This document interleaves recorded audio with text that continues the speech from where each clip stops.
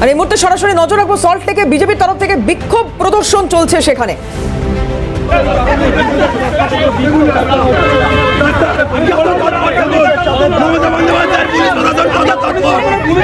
খারাপ, খুব সম্ভবত খারাপ রাস্তা, যে কারণে এই ধরনের ঘটনা।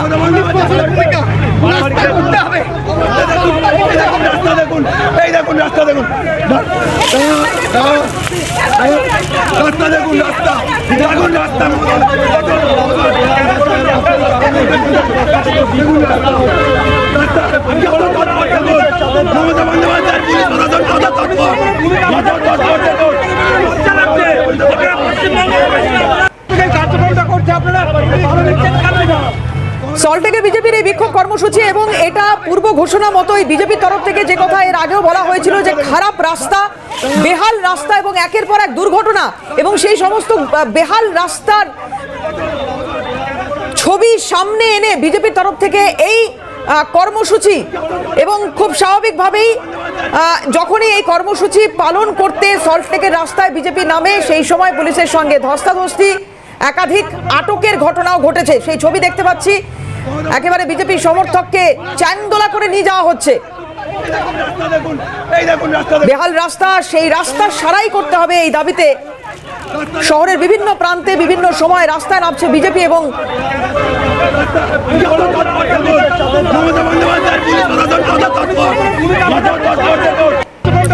পুলিশের সঙ্গে এই ধস্তাধস্তি ছবি। শুভদীপ মান্না আমাদের প্রতিনিধি রয়েছেন টেলিফোনে। শুভদীপ, কি ছবি?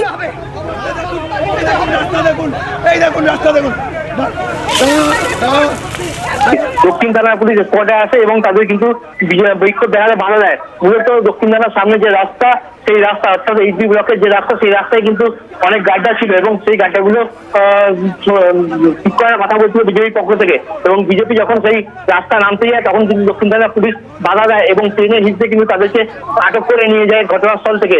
এই মুহূর্তে কিন্তু বিশাল পুলিশ বাহিনী এখানে মোতায়েন আছে এবং বিজেপি কর্মীরা তাদেরকে কিন্তু আটক করে নিয়ে গেছে দক্ষিণ থানা পুলিশের পক্ষ থেকে। এই মুহূর্তে কিন্তু এইচডি ব্লকের সামনে কিন্তু বিশাল পুলিশ মোতায়েন আছে যেমনটা দেখা যাচ্ছে।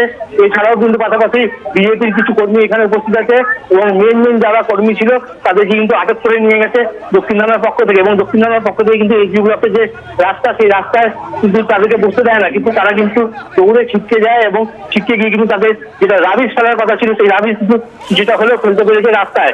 এই মুহূর্তে কিন্তু বিজেপি পক্ষ থেকে কিন্তু বিক্ষোভ দেখাচ্ছে এইচডি ব্লকের সামনে এবং দক্ষিণ থানা পুলিশও কিন্তু তাদেরকে বাধা দিচ্ছে এবং দক্ষিণ থানা পুলিশ কিন্তু কিছু কিন্তু আটক করেছে বলেই জানা যাচ্ছে। শুভদীপ, এই যে ছবি দেখতে পাচ্ছি আমরা, একটু জানতে চাইবো তোমার কাছে, গত কয়েকদিনের লাগাতার বৃষ্টি সল্টলেকের রাস্তাগুলোর অবস্থা কিরকম?